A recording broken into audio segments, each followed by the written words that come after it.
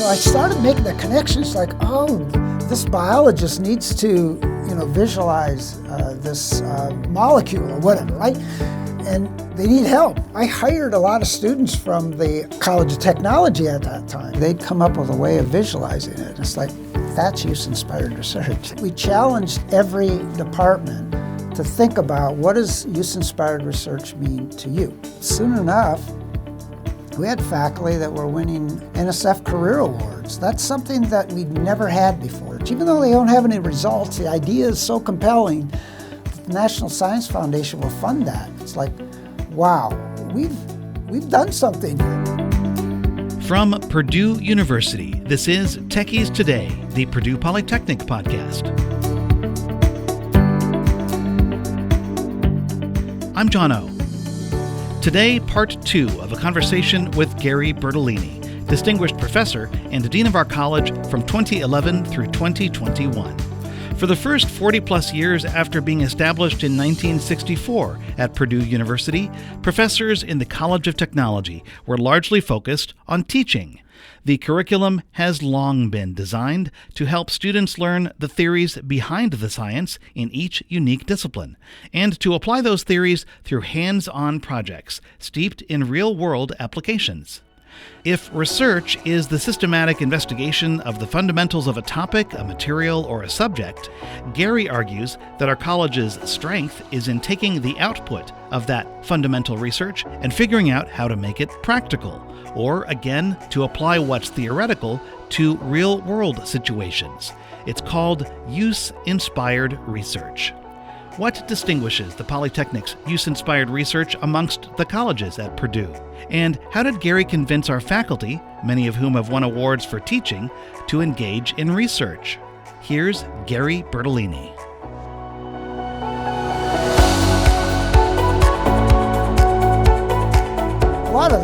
A lot of my time as dean is I was actually writing white papers for the college kind of things. One was around research.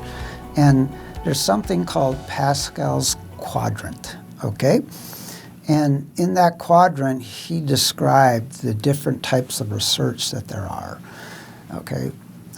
Most people equate research with what we call theoretical research, okay? It's how we came about the split atoms, okay?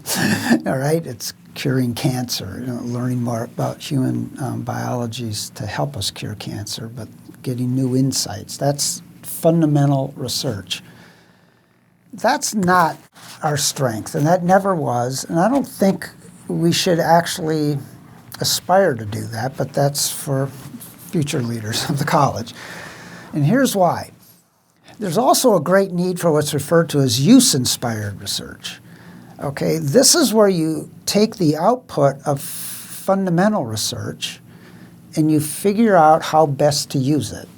So let's say that engineering, computer science, and physics as disciplines, they have figured out a better process for manufacturing. Okay, there's laws of physics that are within the manufacturing process. There's the coding that's being used in order to run the process, and engineering is how it's actually being applied to the manufacturing process.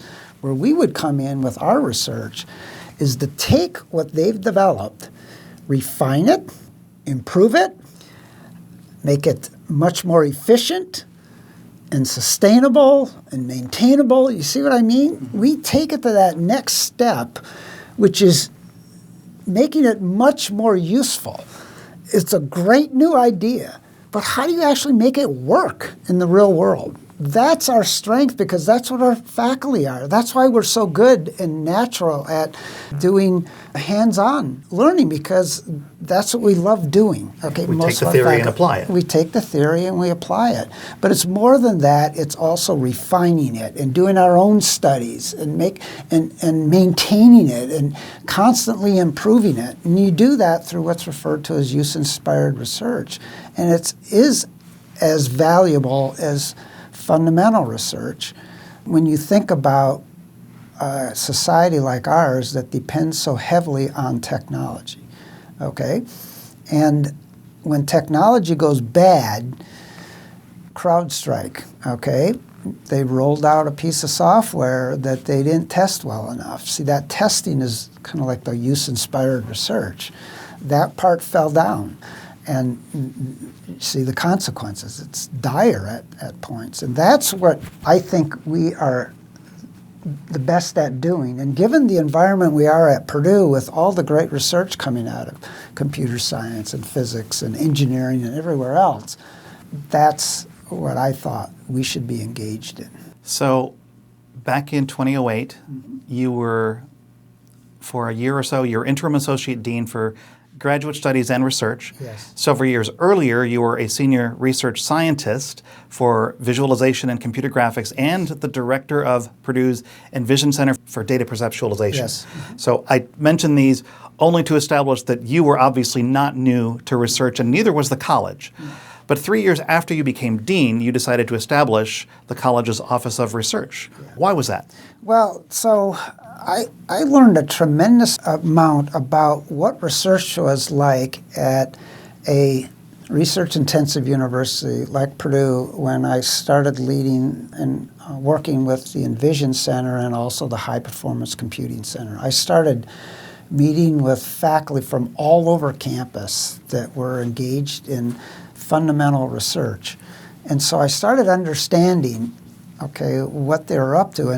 And what we were doing in, like the Envision Center and the Rosen Center for Advanced Computing, is we were taking what they were doing as far as research and trying to help them to visualize it, to compute it, to get more insights. That actually is somewhat use-inspired research because we had to develop our own tools to help visualize, to have the computational power in order to do what they needed. You see what I mean? And so I started making the connections like, oh, and I hired a lot of students from the College of Technology at that time because they were really good at that.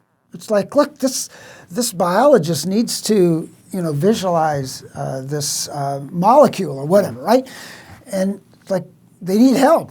And they would just get in. They have a strong background in computer graphics and a little bit of computer science and programming, and suddenly they'd come up with a way of visualizing it. And it's like, that's use-inspired research. Taking the theory and applying it, or in this case, taking the data and visualizing it. They seem to follow. Yeah, and so that's when the light bulbs really started going off. It's like, our college, that should be what we focus on, okay? Because when I came in as dean, I think out of 10 colleges, we were probably ninth as far as our research funding. We were getting a little bit here and there. But out of the 10 colleges, we were right at the bottom. And see, that again is one of those metrics. It's like, that's unacceptable. We want to be at least in the middle of the pack. That was kind of our general intention that we had, is to move up. And that's why we established the research offices, because we need to coordinate everything. We needed to get our research agenda visualized. What is it we're going to try and do? What are we strong in? Where are there gaps? Where are the new areas that we might want to, invest in? Some of the investment that we had from the university we used to, hire more faculty, and so we're much more careful about the type of faculty that we hired, and we asked them specifically, what kinds of things would you do research in? And so that helped to accelerate things when it comes to research. Mm-hmm. Can I ask about the kind of faculty in a moment? I have a story to tell you. Sure. But before we get there, so when you first established the Office of Research in the college then, so what did you set as short-term goals? What did you set as long-term goals? Yeah, Can you take us into a little bit into the weeds, I guess, of how you set about to do it? Well, you and the team? Yeah. So the first goal was that we need to define what use-inspired research is for us, okay? And that is in the context of our departments. So what does use-inspired research look like in our aviation department? What does that mean to our School of Engineering and Technology? What does that mean in computer graphics? What does that mean in CIT? So we challenged every department to think about, what does use-inspired research mean to you? Then we started talking about, okay, so what do we need to do in order to free up time for faculty to start engaging in research, and that's when we started looking at faculty loads. We had the highest faculty loads of any college on campus. We had to carve out time for them. And so that's when we started working on reducing faculty load so they could dedicate it more to their scholarship and research. Faculty load meaning the time that they spend teaching classes? Yes, exactly. So instead of teaching 3 classes in a semester, they might teach 2, okay? That's still a pretty heavy load, by the way, but it was better than what and we had faculty teaching 4 and 5 classes, by the way, okay? And so we had to address that. Then we had to figure out, well, what type of resources do we need? And so we carved out a budget out of the new monies that we received for the transformation from the university. And we used some of that money. And so now it had its own budget. And that budget they could use to incentivize faculty. Then we provided professional development for faculty so they could learn more about it. And of course, there's a lot of great services here through the research office that provide new faculty opportunities. And we quickly saw some real gains. And again, the hiring of a different kind of faculty with research expectations when they come in. And even the promotion and tenure process, we started focusing more of our attention on research when they came time to go up for promotion and tenure. That's a long process. What I just described was years. It was not months. But, we had a measured approach. We knew we had to do this first and then that, and so we just kept on moving forward. And, soon enough, we had faculty that were winning NSF Career Awards. That's something that we'd never had before. That's where you have a new faculty member and they have a really good idea about the research and they go to NSF and they get funding from them to help them start the research. Even though they don't have any results, the idea is so compelling that the National Science Foundation will fund that. It's like, wow, we've done something here, okay? Because we never did that before. And if an agency that is so competitive to get these awards, we are now starting to get them, that says that we're on to something. And that built in the internal confidence that we were on the right track. NSF Career Award awardees, I imagine that's analogous for a young faculty member to Purdue's Murphy Award for Outstanding Teaching? Yeah, it would be. Very, very similar, yes. And we have several of those in our college as yes, well. Yes. So I mentioned a story that I wanted to tell you. About 12 years ago, before I started in my present role here in the college, I was a manager for Engineering Computer Network. And in that role, I was invited to come to a faculty meeting in one of our departments to just talk about IT support. And you probably won't remember, but you were there as well in that meeting. And what made it memorable to me is that your point was to talk with the existing professors in the room about the qualifications you were expecting for candidates for new professors. You were so passionate in saying that new people had to be more than just good instructors. I think you may have surprised the professors in the room, or at least I was surprised by how passionate you were about it. So what challenges did you face to achieve faculty buy-in for increased focus on research? Yeah, well, the first one was the faculty loading. I mean, that was put in my face right away. And they were right. I mean, it's hard to engage in research if you're constantly in the classroom. You're teaching 4 or 5 classes. Yeah, and so that was presented to me. But then, it's like, well, we started breaking that down, but then there are more excuses. Like, well, I came here, I was recruited here to be a teacher, okay, and now you're asking me to do research. And I said, well, that's where, if you really would like to do this, we can give you some release time. We can also get you the professional development you need in order to do it.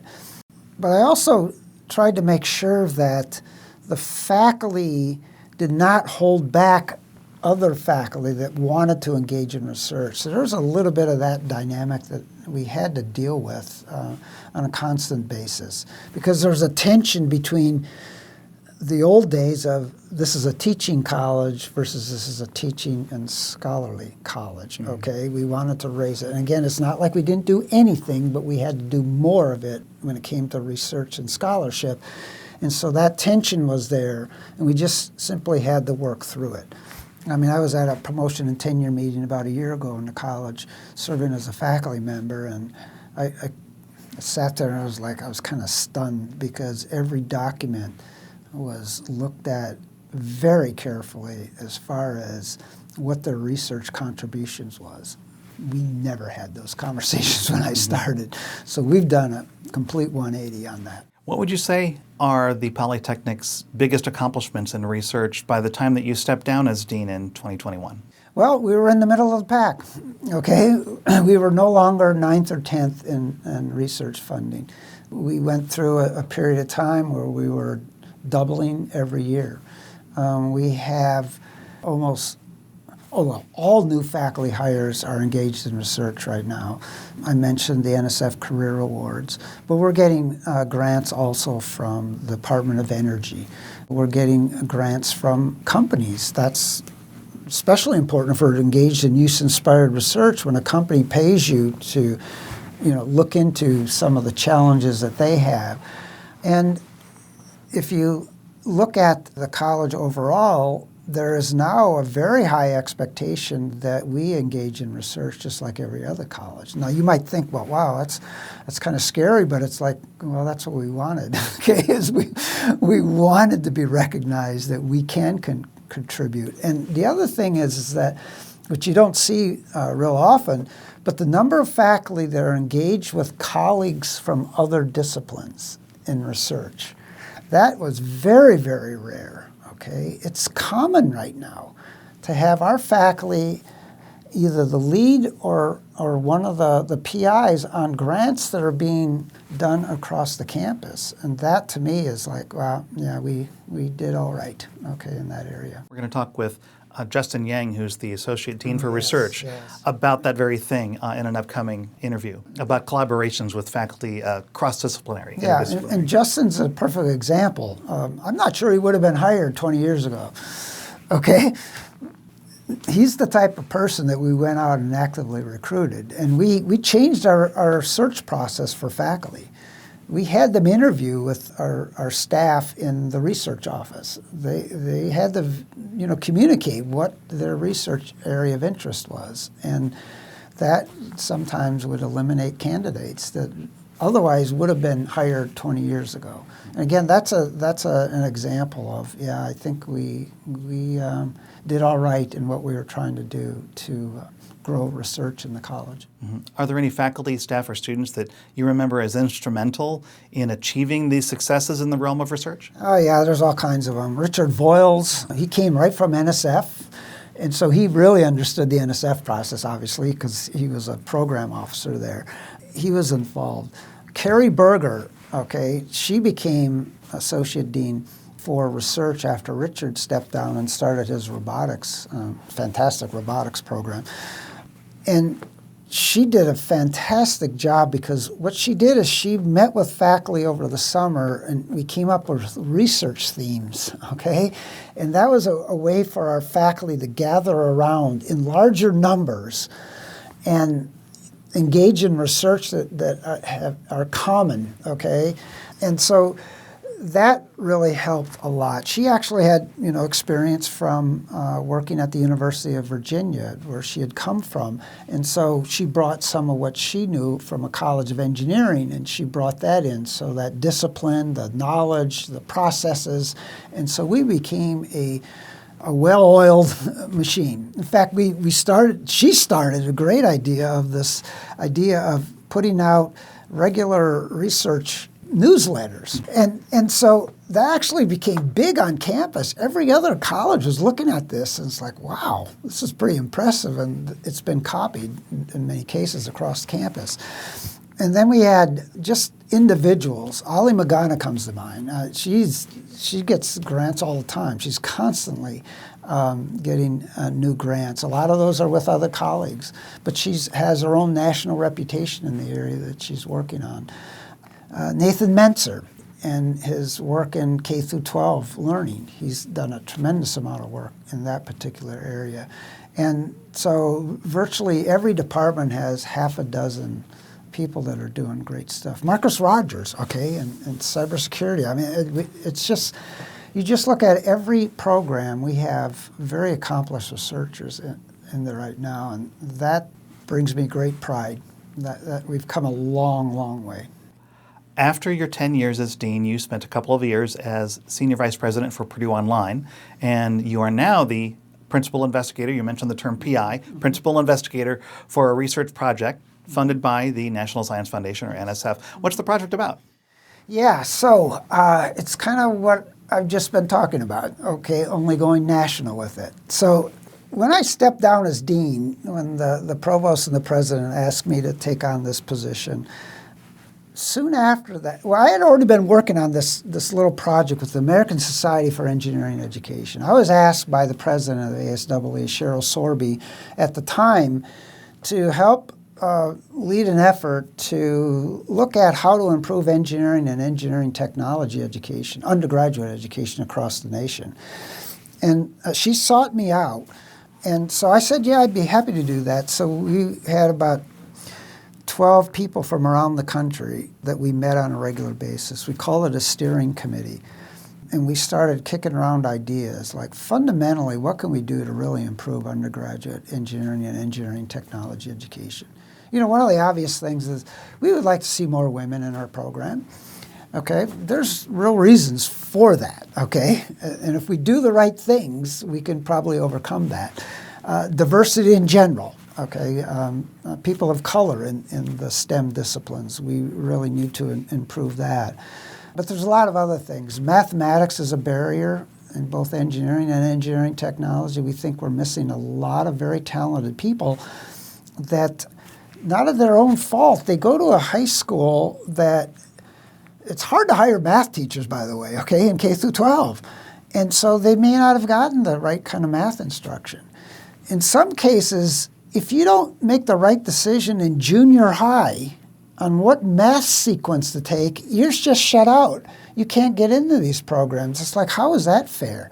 There's got to be a better way, okay? Because engineering technology isn't just about math, okay? There's other talents that could probably come to the forefront, even though you may not be as well prepared when coming out of high school for math. So that's another example. So it's a broad brush approach to looking at it. So what I did is we went to the National Science Foundation and we described what we wanted to do, and the program officer said, we want to do it with you. And I just met with the National Academy of Engineering. They want to do a new report they're calling Engineer 2050. And he said, would you be willing to work with them? Well, of course we would. And so I'm leading a project that's funded by the National Science Foundation. We had to make a proposal, but it was not to a program. They were excited about it and they asked for a proposal.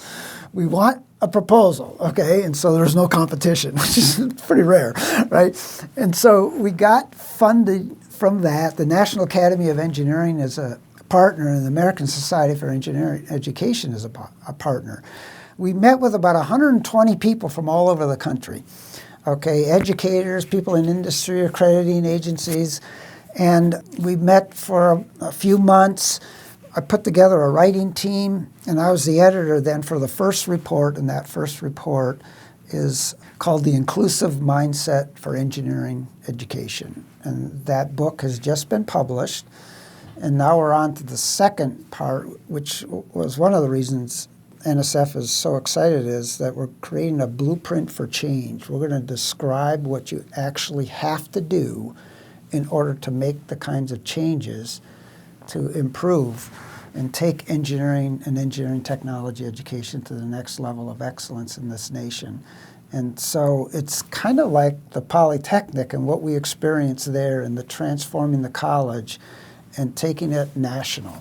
And that's what it's about. And so I'm having a lot of fun all over again. Inclusive mindset. Yeah. I like that. And this is not just at the college level, but as you mentioned, in the K-12 area as well. Yeah, we actually had a group of people that have been working on some ideas with K through 12 and engineering education, and so that's also embedded in it. So it's very, very comprehensive. We came up with about like 32 recommendations on what to do, and now what we're doing is we're working on the blueprint, which is actually how do you go about making those changes. So that report will be done early next year, and then the grant ends in June of next year, and we actually have a meeting with the NSF program officer on tomorrow, and we are going to talk about the next stage because we want to go national with this and start funding colleges of engineering and polytechnics, colleges of technology, to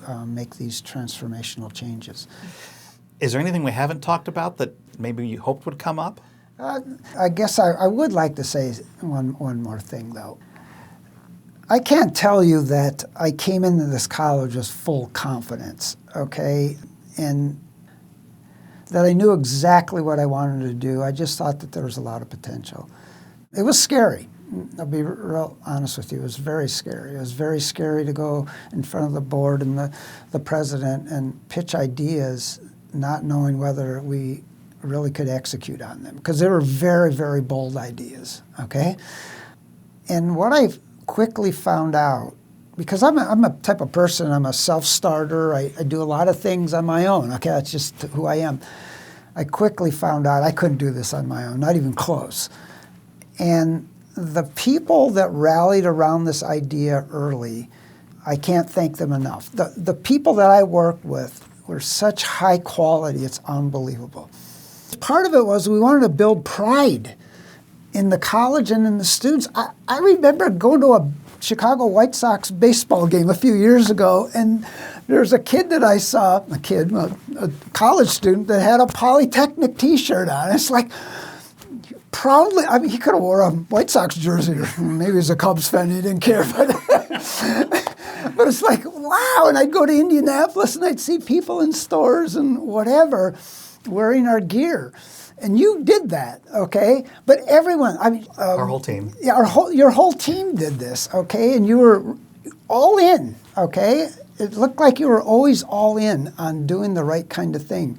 And I can just talk about that with everything. The department, Ken Burbank, what he has done for this college is unbelievable, okay?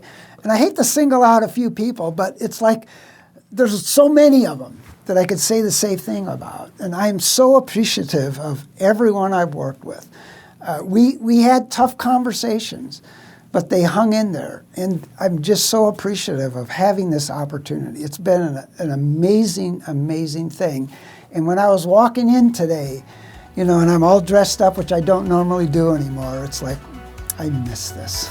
I have to be honest with you, I miss the excitement that comes with leading a vibrant, vibrant college. I'm very, very jealous of our current dean.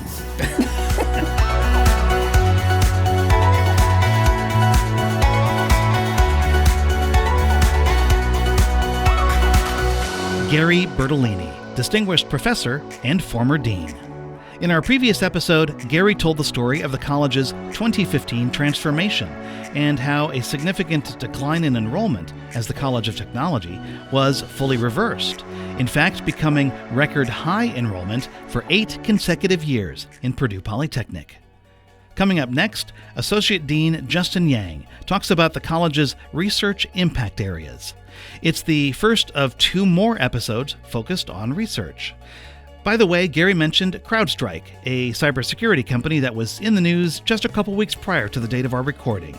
Read about it in the show notes on our website, polytechnic.purdue.edu/podcast. Look for episode 20. Techies Today is produced at Purdue University in Purdue Polytechnic's Office of Marketing and Communications. Follow us on social media at TechPurdue and send us email to techiestoday@purdue.edu. Our podcast is produced with help from Heather Boswell, Zach Redimal, Peyton Drake, Nick Pompella, and Maya Moore. I'm John O. Thanks for listening.